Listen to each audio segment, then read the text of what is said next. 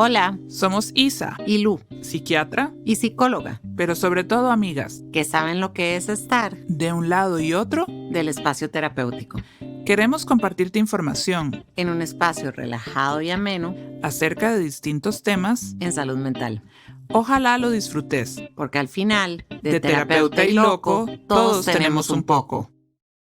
Hola, hola, bienvenidos, bienvenidas a este nuevo episodio de este podcast de Terapeuta y Loco, todos tenemos un poco.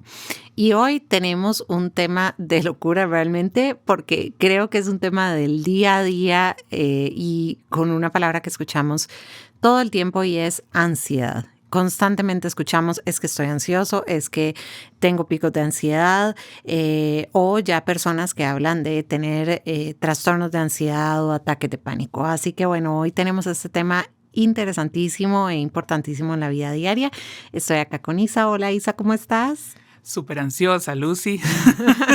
Yo creo que esta querida emoción, ¿verdad? Que todos vivimos todo el tiempo, en todo momento, en distintos momentos de nuestra vida y que es parte esencial de nuestro funcionamiento, por decirlo de alguna forma, se hace presente hoy acá. En la grabación de este episodio hay hasta canciones, ¿verdad? Que hablan de ansiedad y pues nada, yo feliz de estar acá hoy con vos y con todos los que nos están escuchando. Y creo que tocaste un tema, Isa, que tal vez podemos arrancar por ahí, es ¿la ansiedad es una emoción normal?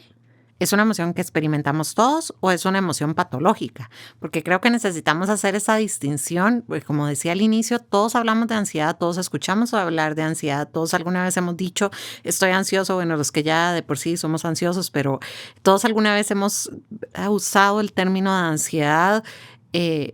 ¿Lo estamos usando bien o no? A ver, a mí me gusta mucho cuando daba esta clase a los estudiantes de medicina empezar por moverme en el aula. Yo soy dando clases sin PowerPoint, no me gusta mucho interactuar con los estudiantes y yo pasaba por el pasillo, entonces me paraba de pronto a la par de uno de los pupitres y le decía, ok, ¿cuál es la definición de ansiedad? Pero la reacción era así como... Lo que yo estoy sintiendo. Exacto. Me volvían a ver y le digo yo, ¿estás ansioso? Sí, claro. Ok, ¿verdad? Esta ansiedad es una reacción normal. Uh-huh. El miedo, que es algo como muy parecido, uh-huh, podemos decir que es esta respuesta que tenemos las personas ante un peligro inminente. Uh-huh. Yo, en particular, tengo una respuesta súper ansiosa si veo una cucaracha. O sea, yo les tengo una fobia, es algo patológico, ¿verdad? En todas sus dimensiones, pero me siento súper amenazada por la cucaracha. Uh-huh. Habrá gente que le tiene a los ratones, a las serpientes, a los temblores. A manejar. Ajá. Y entonces puedes identificar que esta cosa, esta situación, este elemento te genera una respuesta en tu cuerpo y en tu mente y en tus emociones, uh-huh, muy características. Uh-huh. Con la ansiedad muchas veces no sabemos qué es lo que la provoca. Y uh-huh, digamos que ahí podríamos empezar a trazar cuál es la diferencia entre la ansiedad y el miedo. A veces logramos distinguir como por dónde viene. Sí, uh-huh, yo sé que tengo un examen la semana que viene en el colegio, en la universidad, o hay ansiedades muy lindas. Ay, ahí viene el muchacho que me gusta y empezamos a sentirnos así como enrojecidas y con cositas en la panza. Esas otras ansiedades de pronto podemos distinguir por dónde vienen, pero a ver, no lo podríamos desmenuzar tanto como para decir, es esto lo que me genera esta reacción porque A y B. Es algo un poquito más difuso que se va a manifestar de muchas formas. Ok, hablamos entonces de que el miedo por lo general está muy identificado, qué es lo que lo está disparando y cuál es esta amenaza externa, la cucaracha en tu caso, ¿verdad? Sí. Y en la ansiedad por lo general es un peligro que está más en mi mente o que está más en algo que yo estoy imaginando, pensando, uh-huh, y construyendo. Uh-huh. De acuerdo a mis expectativas, a lo que creo que va a pasar, a lo que no sé qué va a pasar. Hay una cosa ahí de lo desconocido, uh-huh, que se juega mucho en la ansiedad. La incertidumbre dispara ansiedad, es buenísima, sí, para disparar, sí, ansiedad. Uh-huh. Totalmente. Y entonces hay ansiedades que son normales y que es sano, uh-huh, sentirlas. A ver, uh-huh, esta ansiedad que tenés antes de un examen es súper necesario. ¿verdad? Porque entonces te prepara, te pone en un estado de alerta, en un cierto funcionamiento que te permite enfrentar esa prueba de una forma.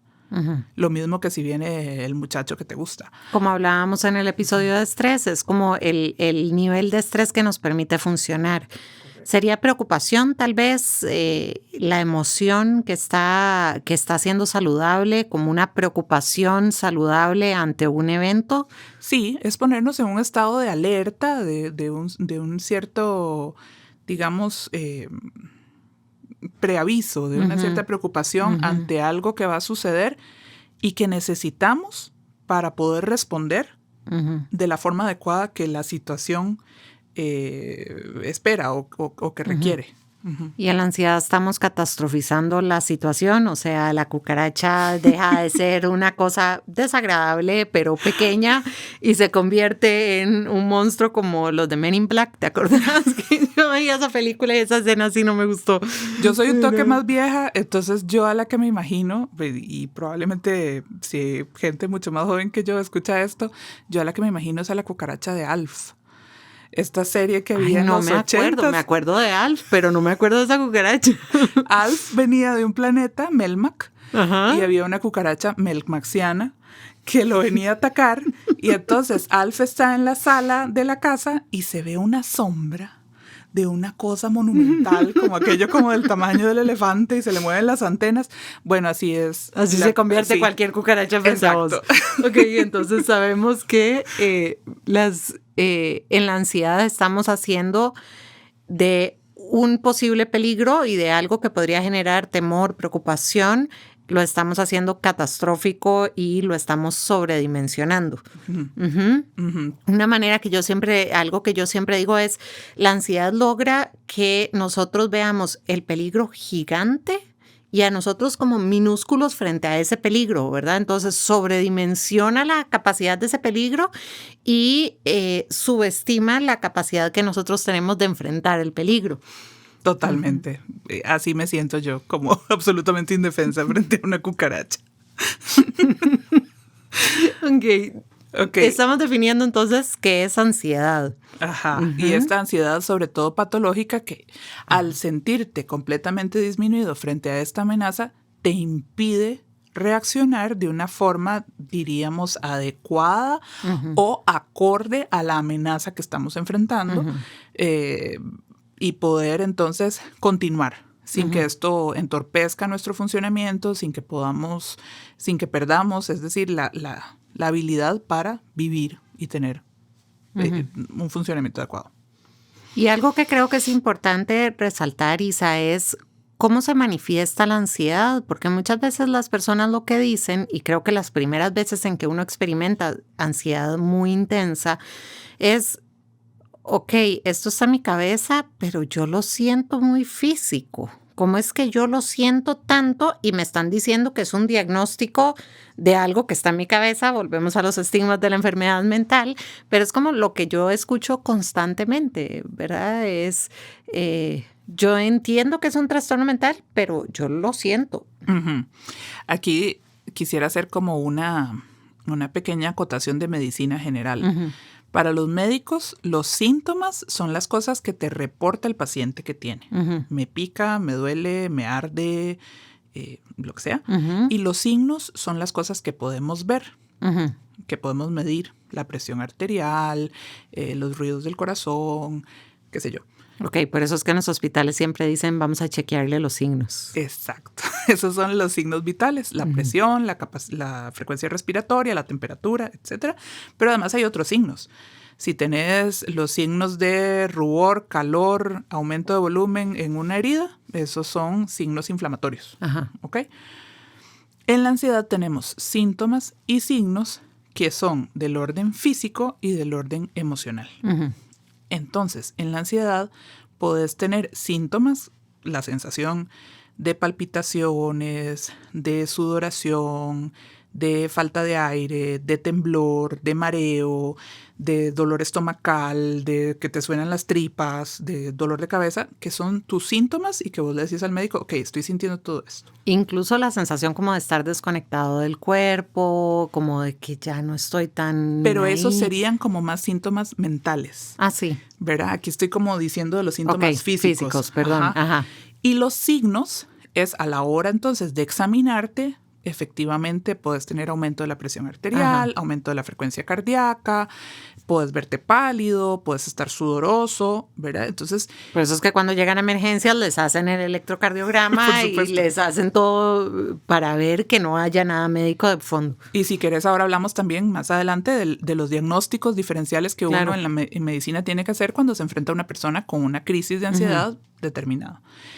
Entonces, esos son como los síntomas físicos y los signos físicos.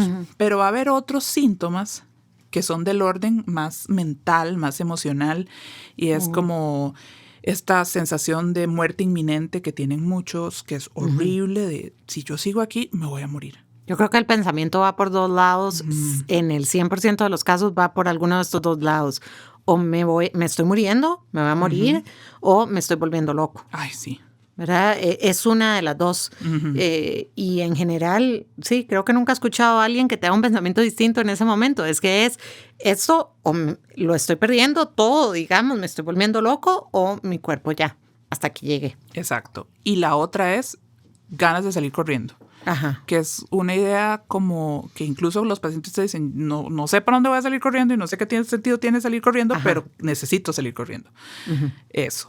O el temor a perder la razón, a volverse loco, y esta sensación a veces como de que tu cabeza no se calla, que vos oís y le das vueltas y vueltas y vueltas a una idea o a una situación. Que la mente va muy rápido, como acelerada. Ay, sí. Qué cansado que es eso. Ay, sí. A ver, yo siempre recuerdo la expresión de una paciente que me dijo después de tratar su ansiedad, gracias, se le bajó el volumen a mi cabeza. Yo no sabía que eso podía pasar. y es un poco eso, ¿verdad? Es como sentir que llevas un radio a todo volumen y además saltando de emisora en emisora, súper distorsionado además, y se vuelve agotador.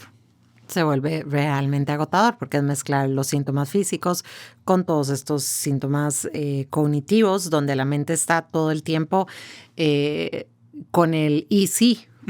Y si pasa esto, y si pasa aquí, y si pasa allá, y si yo hago, y si hubiera hecho, y si estamos constantemente catastrofizando cosas, viendo peligros en todos lados, constantemente anticipando todo lo que podría pasar a un volumen rapidísimo, como vos decís, de emisora en emisora, distorsionado, o sea, no podemos ni siquiera agarrar una idea, realmente sentarnos, aclarar, revisar, que es lo que muchas veces hacemos en terapia, ¿verdad? Como, ok, agarremos con pinzas esta idea y vamos a revisar si realmente tiene sentido que esto provoque tanto temor, pero en ese momento nada más nos bombardea y sentimos todo lo físico y se junta todo.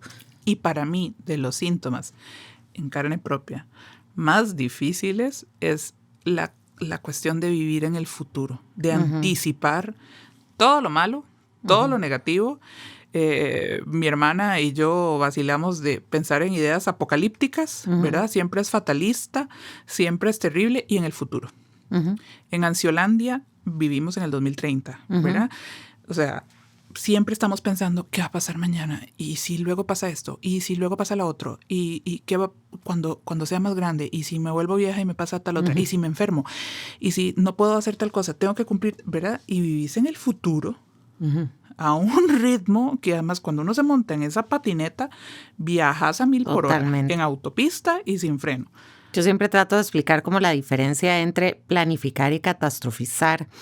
Y el ejemplo que uso es, bueno, yo puedo anticipar que en algún momento voy a ser viejita, ahora que dijiste esto, y que necesito ahorrar para el futuro y que necesito tener un fondo de pensiones, saco un fondo de pensión complementaria, ahorro y hago lo que puedo.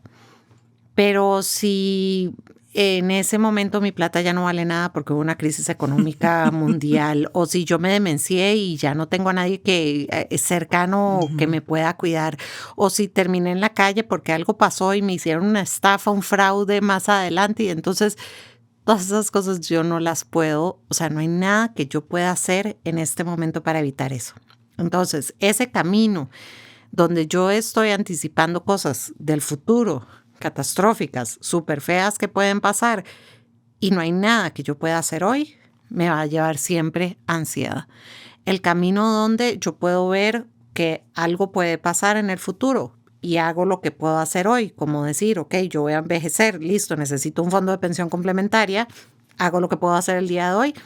Ese camino no lleva ansiedad, es planificación. Entonces, cuando decimos vivir más en el presente, no es, me gasto toda la plata porque solo hoy existe, sino que es realmente poder planificar. Está bien saber que el futuro puede llegar y que yo hay cosas que tengo que hacer, pero no desde la catastrofización, porque desde Ansiolandia, como decís, y todos estos escenarios apocalípticos, no hay nada que yo pueda hacer en el presente y estoy viendo un montón de peligros ante los cuales no puedo hacer nada y exploto. Uh-huh. Y una de las trampas de la ansiedad es decir, bueno, pero pienso en todos estos escenarios porque voy a estar preparado. Claro, esa es la mejor trampa y ahí es donde yo siempre, ¿verdad? La catastrofización, si no hay nada que vos puedas hacer hoy, no te estás preparando. Es como pensar, ¿qué voy a hacer el día que se mueran todos mis familiares? ¿No sabes? Uh-huh. Uh-huh. A mí me pasó muchas veces que me imaginaba que si algún día me asaltaban, entonces uno entrega todo y uno se quita. Y el día que me asaltaron me convertí en una loca que peleó con el asaltante. Pero loca, no sé dónde salió el shot de adrenalina en mí. Y dije, ok, sí, hay cosas que uno de verdad no sabe cómo va a reaccionar en el momento. Uh-huh. Con los duelos y las pérdidas, que es una de las cosas que pasan mucho en ansiedad y que se anticipan mucho en ansiedad, no hay manera de saber. No. El día que llega la persona, ok, falleció, vieras que yo no pensé que me fuera a sentir así porque me siento de esta manera y yo pensé que me iba a volver loco, yo pensé que me iba a pasar. Hay ciertas cosas de mucha crisis donde no hay manera de que lo podamos anticipar. Entonces, es importante tener claro eso, que si yo estoy viviendo escenarios ante los cuales no hay nada que yo pueda hacer, ese escenario me va a llevar a ansiedad. Y ahí agregaría yo otro de los síntomas clásicos de la ansiedad que no tiene que ver solo con anticipar y catastrofizar, sino con rumiar y darle vuelta y vuelta y vuelta al mismo cassette. Y eso que te pescas en la madrugada diciendo, bueno, ¿y qué voy a hacer cuando tenga 70 años si no hago el plan complementario ahora? Me quedan 1, 2, 3, ¿cuántos años me quedan? No, pero, a ver, Isabel, ya dormite, son las 3 de la mañana, a estas horas no vas a llamar al banco para hacer el plan complementario de pensión. Tranquila. Pero no, tranquila no, porque yo debía haber llamado ayer, y si hubiera llamado hace 5 años ya tendría ahorrado tanto. Y esto de una u otra forma, y le das, y es imposible a veces salirse de ese loop, ¿verdad? De ese disco rayado en que nos mete la ansiedad, y ese es otro síntoma mental muy característico, la rumiación obsesiva, esto que no podés soltar, que no dejas ir por un tema que estaba a futuro o por algo que pasó y que de una u otra forma te marcó. Y creo que los que tenemos ansiedad sabemos esta sensación de decir, uy, qué vergüenza, y viene aquel profesor del colegio, me acuerdo cuando hace 15 años yo dije tal tontera en clases, de fijo se acuerda que yo fui la que lo dije, y verdad, y anticipas ese encuentro en la calle con este profesor y cuando te ves como, oye, hola, ¿cómo estás? Me acuerdo montones de vos, qué bien, y como que el tema que uno creía que iba a estar, no está, pero vos lo andás ahí guardado en un disco que de pronto echas a andar. De nuevo, el peligro se siente tan grande y la mente nos convence. A veces la gente llega y dice, es que esto es muy tonto. Y una de las primeras cosas que yo le digo es que no es tonto en el momento que te está torturando tanto. Porque en tu cabeza eso tonto que alguien podría decir está haciendo algo tan grande que te quita la paz y la posibilidad de vivir plenamente. Entonces, algo así jamás va a ser tonto. Y genera tantas inseguridades, esa supuesta tontería de lo que te está pasando, y tantos castigos y tantos juicios hacia uno mismo de, ay, qué tonta, yo no debería estar pensando esto, ¿cómo hago? Van a pensar que se convierte en otro pensamiento obsesivo encima, ¿verdad? Ajá. El pensamiento obsesivo sobre el pensamiento obsesivo que estás teniendo antes. Y ahí es donde decimos de emisora en emisora, totalmente distorsionado, porque vas de el miedo al envejecimiento a porque yo pienso esto, que babosa yo que no estoy durmiendo, ¿cómo es posible que yo no esté durmiendo por esto? Yo debería estar durmiendo y ahí vamos con la otra vocecita en la cabeza que nos tira por el otro lado. Ajá, y los deberías y el tenés que y vamos a hacer aquí. Sí, todo eso en ansiedad es horrible. Es muy feo. Y tal vez horrible, no, porque queremos que haya tolerancia a la frustración y capacidad de manejarlo, pero es muy, muy feo. Esa fue mi ansiosa hablando. Exacto. Tal vez corrijamos ahí palabras para, ¿verdad?, no catastrofizarlo tampoco en la misma ansiedad, porque hay un tema y es, por más intenso, y ahorita vamos a hablar de diagnósticos, pero por más intensa que sea la ansiedad, nadie se muere de ansiedad. Por más que uno sienta que realmente se va a morir en ese momento, no nos morimos de ansiedad. Entonces, es muy, muy, muy feo.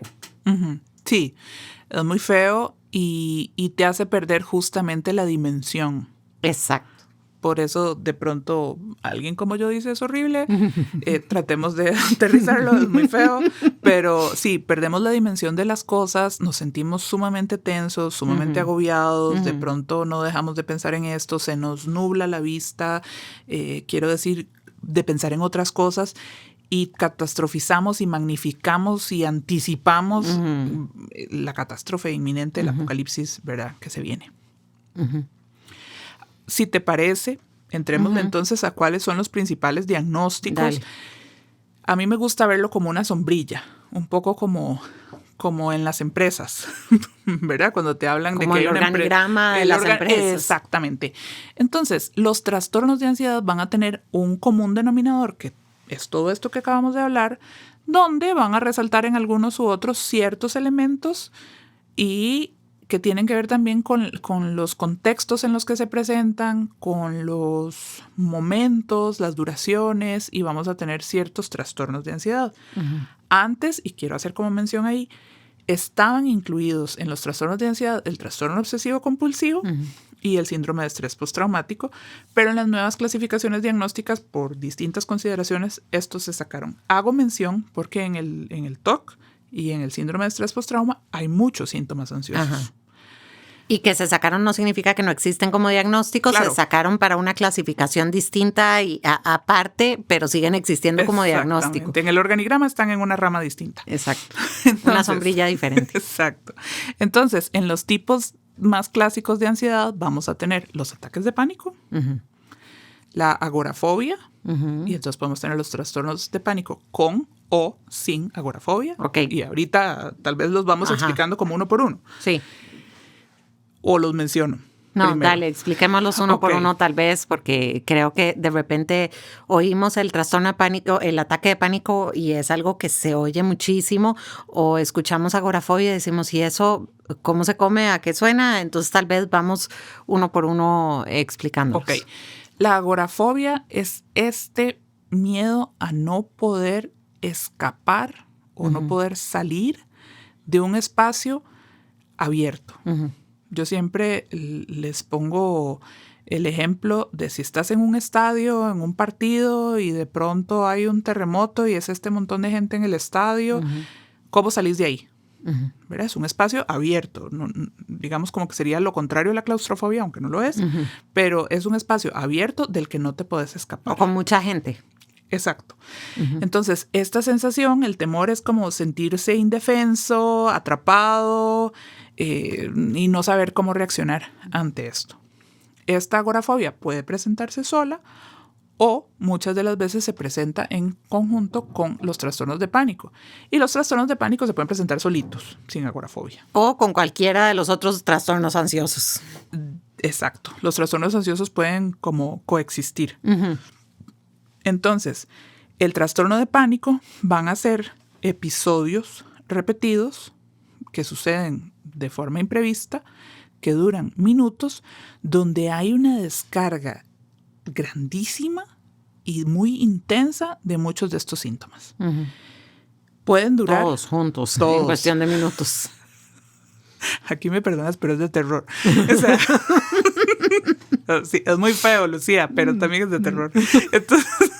Entonces, te agarra como esta cosa, estas palpitaciones, la taquicardia, te sube un calor y luego te baja y te da frío y te da temblor y sentís que te estás ahogando y te vas a volver loco o te vas a morir, no puedes respirar, te dan náuseas. Es todo esto al mismo tiempo en un pequeño lapso de 10 minutos hasta media hora a veces, donde... Que se sienten eternos. Exactamente. Donde muchas veces hiperventilás, que es esta respiración súper rápida y superficial, que genera además ciertos cambios en ciertas sustancias del cuerpo, característicamente ciertos electrolitos, por esta respiración tan acelerada que pueden empezar a generar parestesias. Empezás a sentir que las manos se te duermen, que la boca se te duerme, pudiendo incluso desmayarte. Te mareas, te sentís rarísima y ¡pum! Caíste al suelo y con las manos todas encarrujadas y con mucho, mucho malestar físico. Eso es un ataque de pánico. Puede ocurrirte solo uno. Uno en el cual mucha gente termina en emergencias del hospital creyendo que tiene un ataque cardíaco justamente por la taquicardia, la sudoración, la hiperventilación y todos estos síntomas que está teniendo. La gran parte de las personas que lo tienen así de fuerte terminan en emergencias del hospital porque dicen me estoy muriendo. Claro, me dio un infarto.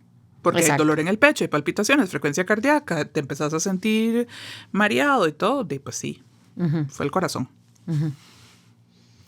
Ok, entonces, además de los trastornos de pánico, que pueden presentarse con solo un episodio, puede ser que estos episodios se repitan en el tiempo. Y ahí ya no fue que te dio un ataque de pánico, sino que desarrollaste un trastorno de pánico. Y como decimos, no sabes cuándo te va a dar. Entonces, en Ansiolandia, vivimos pensando qué va a pasar mañana. Muchas veces hay mucha ansiedad anticipatoria de cuándo me va a volver a dar el próximo ataque de pánico. Y de hecho, gran parte de los ataques de pánico, o sea, el primero se dio por X razón y los siguientes, muchos son por esta ansiedad secundaria y este miedo a volver a sentir miedo, ¿verdad? Este miedo a tener un ataque de ansiedad nos lleva al ataque de ansiedad. Yo siempre digo, si tienes un termómetro, de repente la ansiedad, termómetro de 0 a 10, la ansiedad se te subió hasta 6 y el mismo miedo de volver a sentir aquello que sentiste hace que tu ansiedad siga subiendo y llegues a 10, que es el ataque de pánico. Entonces, a veces la ansiedad inicial no está tan bajo nuestro control a corto plazo, pero ese miedo al miedo es lo que hace que, ¡pum!, disparemos de nuevo a una crisis ansiosa, a un ataque de pánico. Y justamente por el pánico que nos da volver a presentarlo, muchas veces empezamos a hacer asociaciones. El ataque de pánico la vez pasada me pasó cuando me subí al bus. Entonces no me subo a los buses. Claro, porque el problema estuvo ahí. A ver, son asociaciones que decirlas parecen como muy tontas, pero empezamos a tener estas conductas evitativas porque decimos de fijo es porque estaba muy encerrado el bus, de fijo era porque todo el mundo con mascarilla y yo no puedo andar así. Y vamos a ver, esto puede generar ansiedad ciertamente, pero el bus no es el culpable de tu ataque de pánico. Entonces empezamos a evitar y cuando nos damos cuenta no podemos ni movernos de la casa porque empezamos a evitar un montón de cosas, de situaciones, de intercambios, pensando que eso es lo que nos detonó el ataque de pánico. Y es que la ansiedad lo que hace justamente es eso, ¿verdad? Nos dice, ese peligro es tan grande que vos tenés que salir corriendo y huyendo, porque vos no podés manejarlo. Lo que pasa es que en el momento que empezás a correr, es como correr cuesta abajo con una bola de nieve atrás. Y entonces la bola de nieve es cada vez más grande y ahí es donde pasa esto que vos decís, empiezo a evitar cada vez más cosas, porque cada vez más cosas creo que me pueden producir ansiedad, cada vez me siento más indefenso porque ese miedo es cada vez más grande y ahí es donde la ansiedad nos come. Absolutamente. Y a ver, ahí creo que podemos pasar a otros trastornos ansiosos. Por ejemplo, el trastorno de ansiedad generalizada, que es súper común, se caracteriza porque tenemos como una línea basal de ansiedad un poquito más alta. No estamos en el ataque de pánico, pero no estamos relajados. En el termómetro estamos como en 6, digamos, 6, 7. Ok. Y vivimos con una ansiedad, con una preocupación, con un estado de alerta permanente donde de pronto, tal vez no estamos así, evitando todos los lugares, pero vivimos diciendo, ojo, en cualquier momento se viene. Uh-huh. Como ir caminando por San José y estar pensando, en cualquier momento va a temblar. Uh-huh. Entonces, esta preocupación se vuelve desproporcionada. Uh-huh. Vivimos constantemente sintiendo, ok, vamos a revisar cómo está mi respiración, cómo está mi corazón, cómo ando los latidos. Ahora con los relojes, ¿verdad? Estos, uh-huh. ¿Cuánto tengo la frecuencia cardíaca? Y a cada rato uh-huh. lo volvés a ver y no lo puedes evitar. Vivís en un estado de tensión de hipervigilancia permanente y todo el tiempo anticipando peligros en todos lados. Y empezás a tener un montón Ansiolandia, dijiste vos, me encantó. Eso, para dar crédito, es de una colega psiquiatra muy amiga, que fue una vez la que me dijo así. Y empezás a tener síntomas que van a estar permanentemente ahí. Uh-huh. Por ejemplo, pasas con colitis, uh-huh. que es una manifestación física, característica de la ansiedad. Uh-huh. O pasas todo el tiempo esto, taquicárdico. Uh-huh. O no puedes dormir porque estás todo el tiempo pensando, no soltás, tu cerebro no se apaga porque está permanentemente la radio ahí encendida. Uh-huh. A veces se le baja un poquito el volumen, pero siempre está sonando y no hay forma de apagarla. Entonces aquí hablamos de un trastorno de ansiedad generalizada. Uh-huh. ¿Ok? Y luego, además de los trastornos de ansiedad generalizada, el trastorno de pánico, la agorafobia, vamos a tener las fobias, donde entran mis cucarachas. Entonces, hay fobias específicas, uh-huh. como la claustrofobia, como... que es fobia, miedo excesivo a lugares cerrados. Claro, uh-huh. La fobia a la sangre. A las agujas, a las inyecciones, a los médicos, ahí puede ir para todas las cosas médicas. Totalmente. Uh-huh. La fobia a los insectos, estos amenazantes, o terroríficos. Animales específicos. Entonces, vamos a tener Yo tuve un paciente que tenía fobia a las gallinas. Incluso si la veía dibujada en algún lado. Lo puedo entender. Uh-huh. Y nunca había tenido un evento traumático con gallinas, entonces nadie se la entendía, pero había desarrollado una fobia a las gallinas. O sea, puede pasar con cualquier cosa. Con cualquier cosa. Con los geckos pasa un montón de cosas, como que las cucarachas es un poco más usual y sí. La gente está más acostumbrada, sí. Pero de repente quien le tiene fobia a los geckos y empieza a pegar brincos en la oficina cuando cae un gecko, porque cada tanto se caen del techo, ajá. ¿Verdad? Ya nadie entendió qué rayos le pasaba y sí, una fobia específica es un miedo excesivo y desproporcionado ante lo que es ese peligro. Tengo una paciente con fobia a los gatos, vos que los querés tanto.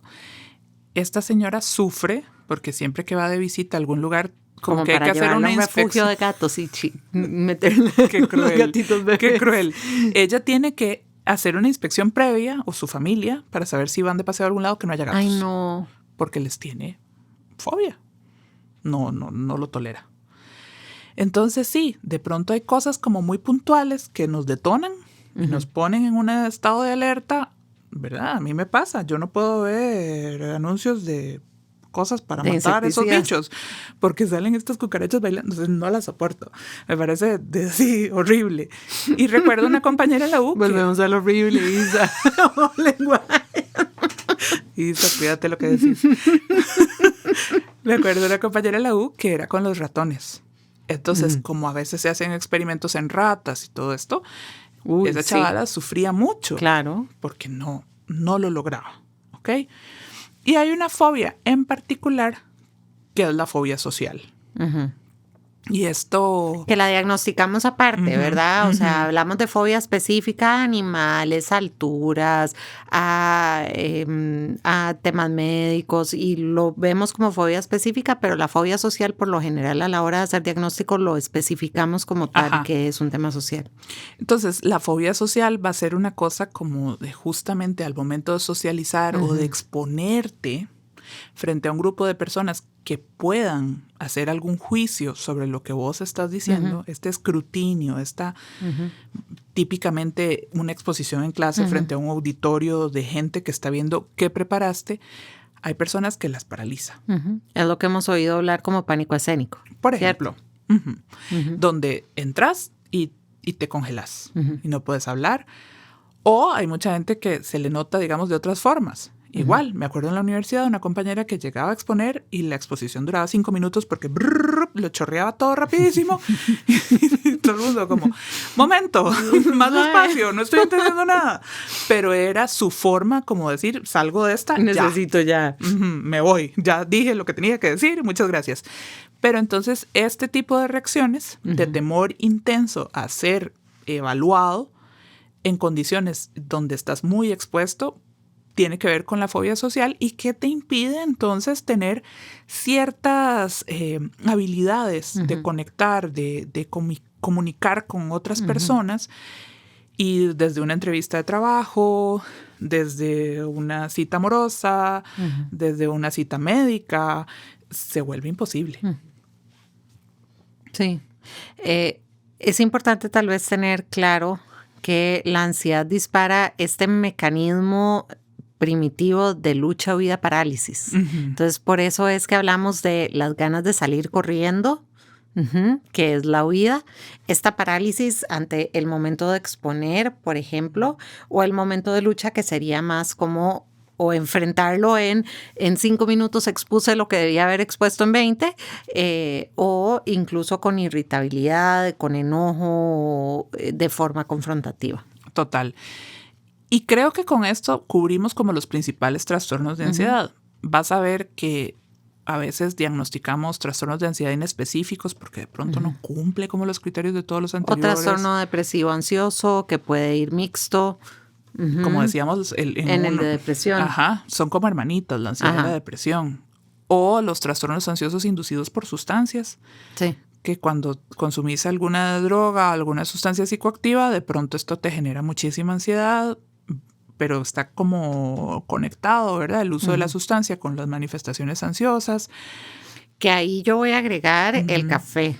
Sí, porque, y eso que yo soy cafetera, pero una de las cosas que uno sondea a veces cuando tiene a alguien con mucha ansiedad, empezás a sondear uso de sustancias o cosas, medicamentos que pueden provocar también. este tipo de cosas, que de repente pueda estar tomando algún medicamento que acelere o algo por el estilo que le haya causado la ansiedad.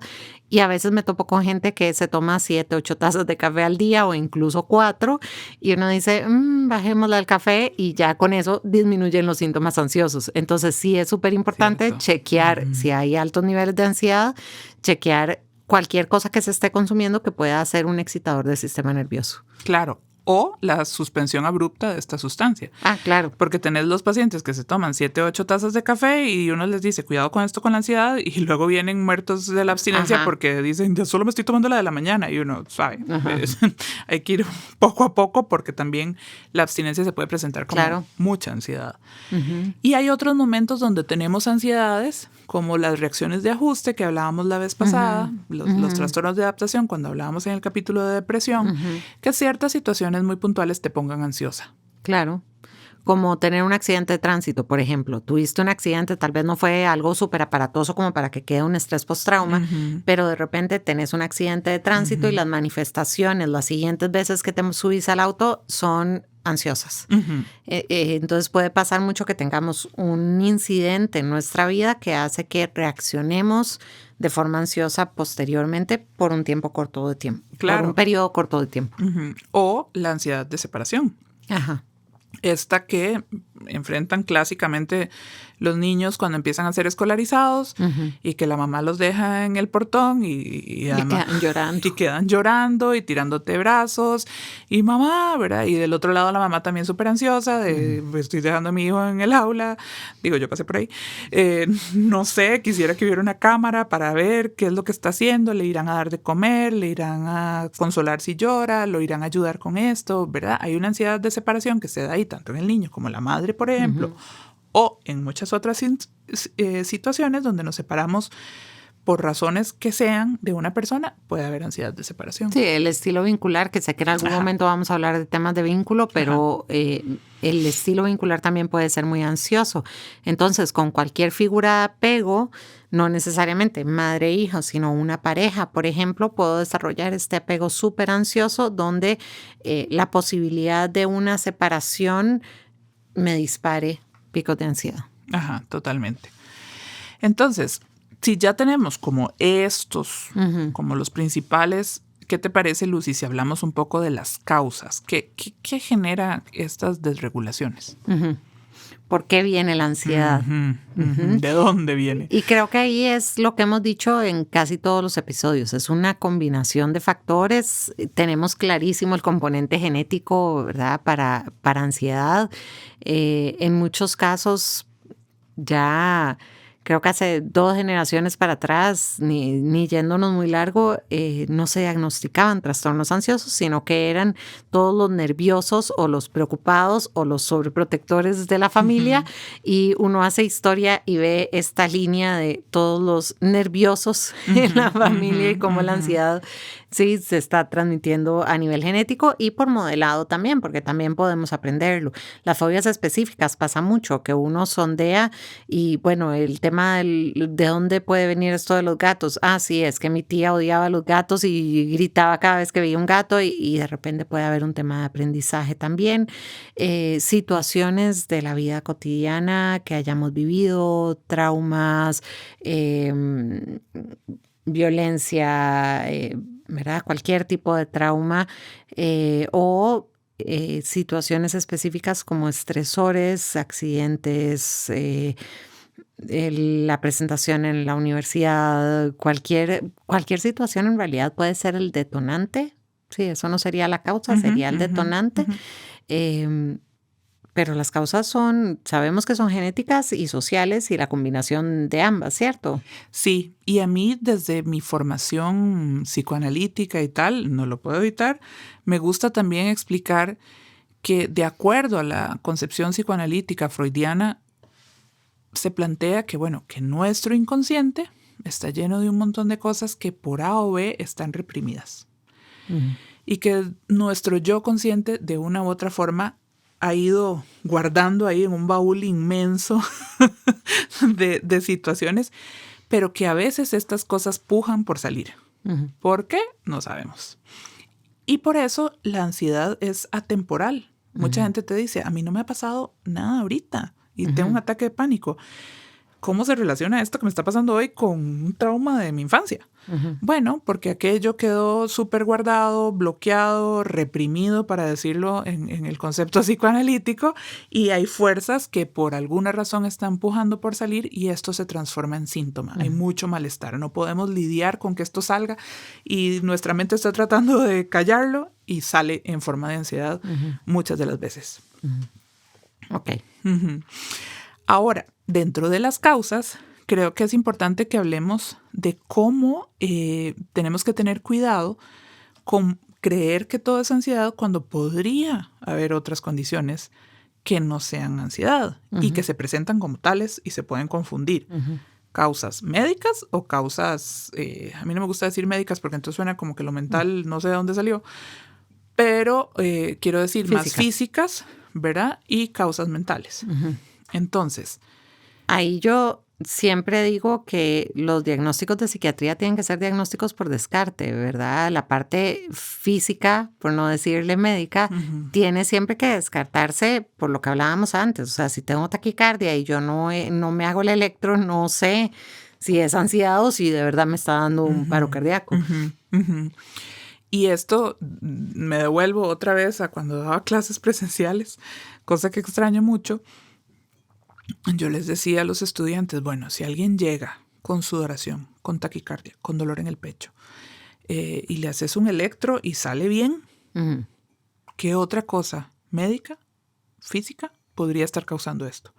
Y aquí entramos en un montón de cosas. No solo el infarto va a simular la ansiedad, puedes tener descompensaciones metabólicas, problemas tiroideos, diabetes, si llegas con una hipoglicemia o en un estado confuso por un coma diabético, o si tenés una reacción de las adrenales y estás disparando cortisol por una enfermedad, ¿verdad? O trastornos electrolíticos o intoxicaciones con medicamentos, efectos secundarios de medicamentos, tantas cosas que por eso es muy importante que uno consulte y se haga un buen abordaje de todos los diagnósticos diferenciales, llamamos nosotros los médicos, donde te vamos a revisar desde la punta del pelo hasta el dedo gordo preguntándote por ciertos síntomas y signos que de pronto sugerirían otras cosas. Uh-huh. Definitivamente. Y a nivel emocional hay otro montón de diagnósticos que también tenemos que excluir a la hora de hacer un diagnóstico. Bueno, que la ansiedad puede ir de la mano con otro montón de diagnósticos y puede ser, puede ir junto, pero también tenemos que excluir. Sin duda. A ver, muchas veces pensamos que una persona con un trastorno afectivo bipolar, ahí se confunden muchas veces y coexisten. A ver, hay pacientes que tienen los dos diagnósticos, trastorno de ansiedad y trastorno bipolar, pero a veces no sabemos si lo que estamos viendo, ese pensamiento acelerado, el radio encendido, ¿verdad? Rumiativo, corresponde a un trastorno ansioso o es más una cosa de desorden del pensamiento propio de un estado maniacal o de una cosa de estas. El déficit de atención también, que presenta ansiedad, pero de repente se nos va el DA por los niveles de ansiedad y sí es importante tenerlo claro que pueden coexistir, pero puede ser síntoma también de... Totalmente. O lo que decíamos ahora, ¿verdad? La depresión y la ansiedad que van juntos, que puede haber el trastorno mixto, que puede haber depresión con ansiedad o puedes tener las dos cosas. Eso va a depender de una cuestión muy técnica, de que tantos criterios reúnas de una y de otra y se pueden presentar juntos. Ahora, Isa, hablemos de tratamientos, porque creo que es importante, ya vos diste como la explicación psicoanalítica y tal vez explicarnos un poco cómo el psicoanálisis lo abordaría. Yo ahí no, ¿verdad? No puedo ayudar, pero tal vez veamos los distintos abordajes para ansiedad desde los distintos enfoques terapéuticos y la parte médica, por supuesto, la parte de psiquiatría, porque es fundamental, especialmente cuando hay trastorno de pánico. Ajá. A ver, empezando por la parte psicoterapéutica, desde un enfoque más psicoanalítico, más psicodinámico, justamente vamos a tratar como de echar para atrás el cassette y empezar a revisar qué es aquello que puede estar por allá haciéndonos bulla en nuestro inconsciente y que está buscando salir. La gente se imagina entonces como que te acuestan en el diván y te van a hipnotizar con un relojito. No. Y la hipnosis no es eso tampoco. No. La hipnosis, según Freud, se descartó como método para llegar a ese. Se cree que es porque Freud no era muy bueno haciendo hipnosis y que por eso lo descartó. Hay literatura que dice que es porque él no era tan bueno en el tema. Pero bueno, la explicación desde el psicoanálisis es otra. La explicación tiene que ver más con que en el estado hipnoide en que puede entrar una persona, sos altamente sugestionable y de acuerdo a ciertas características técnicas vos podrías inducirle cosas al paciente que no son. ¿Ok? Entonces, lo que se pretende no es tanto como llegar a la causa y hacer, ¿verdad? Esto que tiene la gente como la fantasía de que te hicieron hipnosis y de pronto se abrió el baúl y salió aquella cosa. No funciona así. No, podemos hacer un episodio sobre hipnosis más adelante. ¿Verdad? Entonces, no funciona así, no es eso que vas a encontrar. Y finalmente, si se encontrara, desde el punto de vista psicoanalítico, eso no nos ayudaría. Porque justamente lo que ocupamos es ir venciendo esas resistencias que se han ido superponiendo para tener eso acallado.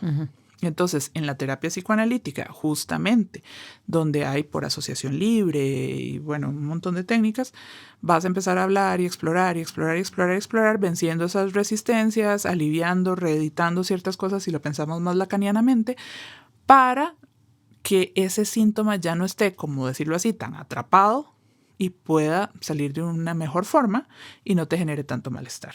Okay. Para simplificar muchísimo, digamos, lo que podemos hacer en psicoanálisis. Sí, más bien creo que lo lograste maravillosamente. A ver, la terapia cognitiva conductual es mucho más práctica, mucho más concreta. Lo que haríamos desde un enfoque cognitivo-conductual es entender cuáles son los esquemas de pensamiento que nos están llevando a experimentar estos síntomas ansiosos. Trabajaríamos mucho a nivel cognitivo con los pensamientos, en debate de pensamientos aunado a un montón de técnicas.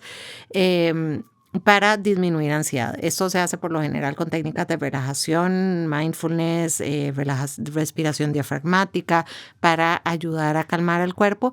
Y en casos, por ejemplo, de fobia específica, cuando te decía a tu paciente llevarla al lugar de los gatitos, no fue por ser cruel, sino porque hacemos lo que se llama desensibilización sistemática, que es poco a poco ir acercando a la persona, a veces en vivo, a veces a nivel de imaginación, pero poco a poco vamos acercando a la persona a aquello que se teme tanto para que el peligro vaya siendo más adecuado en tamaño y la capacidad de la persona para enfrentar ese peligro también vaya siendo como más adecuada.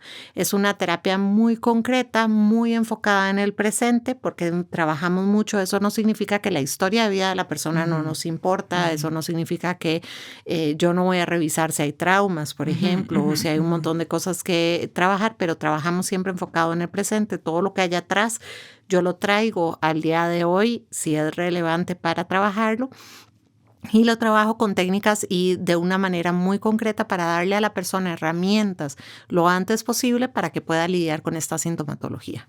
Yo puedo no lidiar con las cucarachas. Decime que no vas a llevar imágenes y carajadas de cucarachas al consultorio, porque creo que vamos a tener problemas. Con la fobia específica hay un tema. Para mí es una de las cosas más fáciles de trabajar cuando la persona lo quiere trabajar. Cuando no tiene ningún interés en trabajarlo, no es trabajable. Eso en realidad es en todo. Aplica para Pero, por todo. ejemplo, alguien que tiene mucho miedo a volar y quiere aplicar un trabajo que va a implicar viajes. O sea, hay una motivación del por qué lo quiere trabajar. Lo superan muy rápidamente porque realmente las técnicas son muy concretas, muy específicas y la mayor parte de la gente en corto tiempo logra superar, si es solo una fobia específica y no hay nada más traumático o algo por el estilo de fondo. Pero por supuesto que si no hay ninguna intención en trabajarlo y ningún nivel de motivación, no te preocupes, yo no te voy a obligar a hacerlo, no hace falta la desensibilización. Y yo creo que además lo dijiste bien ahorita en términos de que no es que a mi paciente le vas a llevar un cuarto lleno de gatos de una vez, no, pero eso sería tortura. Jamás, no. Eso sería muy cruel. Porque eso creo sería que como la cereza al pastel, digamos. Ese sería el ideal, la cereza al pastel o la persona que se sube en el avión el día que se sube en el avión. Algunas desensibilizaciones podemos trabajar un poquito en vivo con algunas cosas. No sé, si yo estoy en la oficina y es una persona con claustrofobia, puedo acompañarla después de haber trabajado un montón, puedo ir con la persona al ascensor y trabajar con la persona en el ascensor o en el baño que es chiquitito y encerrado o en algunos espacios, sí, a veces hacemos trabajo en vivo, a veces le dejamos tareas a la persona para que el trabajo en vivo lo haga en casa. Pero gran parte de las veces lo trabajamos con imaginación dirigida y es igual de efectivo. Y tal vez aquí entonces voy a hacer como un impasse antes de hablar de la parte como más farmacológica y quisiera preguntarte como psicóloga. Hay desde la parte como más médica, más neurobiológica, la posición de que la amígdala, que es este órgano del cerebro que nos prepara para las reacciones de huida y para estar alertas, tiene una disfunción porque está muy sensible a ciertas sustancias o hay desregulación de los famosos neurotransmisores y demás, y la cosa se queda como patinando, dando vueltas ahí en la amígdala trabada. Algunos dicen que es que ahí es donde está el inconsciente. Entonces, existen... Por eso la hipervigilancia constante y la sensación constante de estar sintiendo peligro cuando no lo hay. Claro, porque esa amígdala está disparada, ¿verdad? Entonces, lo que ha pasado es que hay cosas que se quedaron a nivel amigdalino que no lograron llegar a otras estructuras del cerebro y no se lograron acomodar. Por eso digo que ahí está el inconsciente. Entonces, hay escuelas como, o técnicas o terapias, porque verdad aquí hay como también un tema como el EMDR, por ejemplo, que van a tratar como de desbloquear y que aquello salga y se acomode en su santo lugar. Entonces no sé si quisieras como hablar un poquito de esto. Sí, son técnicas muy utilizadas para trabajar trauma, por ejemplo, que es lo que pasa. Es como si una situación, un recuerdo, un evento es como demasiado grande para que el cerebro lo pueda archivar por sí solo y queda dando vueltas en la cabeza y vuelve y se rumea o vienen flashbacks, vienen cosas constantemente a nuestra cabeza asociados a estos, entre esos todas las sensaciones asociadas, en este caso, a ansiedad, que es lo que estamos hablando. EMDR es una técnica donde, por decirlo muy sencillo, si nosotros en psicoterapia verbal vamos de corteza a sistema límbico, o sea, si este es nuestro cerebro, para los que nos están viendo, digamos, esta sería la corteza, como la parte de nuestra frente, e internamente está todo el sistema límbico donde está la amígdala y donde se procesan emociones y memorias. En psicoterapia verbal vamos de la parte más racional a la parte más emocional. Técnicas como EMDR o la hipnosis clínica lo que hacen es entrar más por la parte emocional para luego procesarlo a nivel más racional. Entonces, cuando la persona tiene muchísima resistencia, hay muchos mecanismos de defensa, los síntomas son demasiado intensos como para poderlo procesar o ya ha estado muy pegada en esto, sirven muchísimo estas técnicas para también poder trabajar, integrar más rápidamente la parte emocional con la parte racional, que es lo que queremos, integrar todo hemisferio izquierdo y derecho, digamos, o sea, es que toda esta parte emocional, todo esto que está desregulado, esta amígdala que no está pudiendo regularse bien, puede integrarse con lo que racionalmente vamos trabajando. Y sí, ahí entramos en temas de que en terapia casi nunca uno se queda con una estrategia específica, ¿verdad? Y yo trabajo muy de una línea cognitiva conductual, pero meto EMDR cada tanto, o puedo hacer sesiones de hipnosis y me encanta integrar las dos cosas porque es como una combinación perfecta para esto. Claro. Y entonces ahí me permito como entonces ya ahora sí hacer el pie a los tratamientos más farmacológicos, más médicos, de todo esto que lo que de una u otra forma van a tratar es de regular esta amígdala, de regular las descargas de sustancias, de cortisol, de noradrenalina, serotonina, etc. Y aquí quisiera aprovechar para explicar algo que siempre tengo que explicar a los pacientes y es la ansiedad se trata con antidepresivos, ¿verdad? Porque cuando están con un trastorno ansioso y uno dice, mira, vas a tomar este antidepresivo, es como, pero yo no estoy deprimido, ¿qué está haciendo? Señora, se perdió, ¿verdad? Entonces, se trata porque justamente estas sustancias se van a modular con este tipo de medicamentos. En primera instancia podemos usar otro montón más, pero clásicamente vamos a utilizar un antidepresivo. Y los antidepresivos, como dijimos en el capítulo de depresión, no son adictivos. Exacto. Existe otra familia de medicamentos que se llaman ansiolíticos, donde aquí metemos los famosos panes de los que ha oído hablar todo el mundo, el clonazepam, el diazepam, el lorazepam, el alprazolam, que no voy a decir nombres de marca porque no viene al caso, pero que son harto conocidos y que estos... Vamos a ver, a mí me gusta siempre hacer como la analogía con el asma y tal vez las personas que son asmáticas me van a entender. Vos usas el salbutamol. Que es la bombita, la que todos conocemos, la bombita que vemos a alguien usándola. La usas en la crisis. Entonces, estos panes las vas a usar en la crisis. Si vos tenés un ataque de pánico, te podés perfectamente tomar unas gotas de clonazepam o en el hospital te pueden poner una ampolla de diazepam y eso va a bajar la crisis en el momento. Pero eso no te va a ayudar a prevenir que te den nuevas crisis, ni van a calmar el origen. A esa amígdala, ni esa amígdala que ya se desreguló.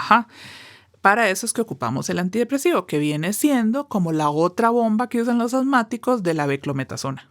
Que ejemplo. Son los esteroides, creo. Exacto. Que son los que tienen en la casa, no los que andan en el bolsillo todo el día. Correcto.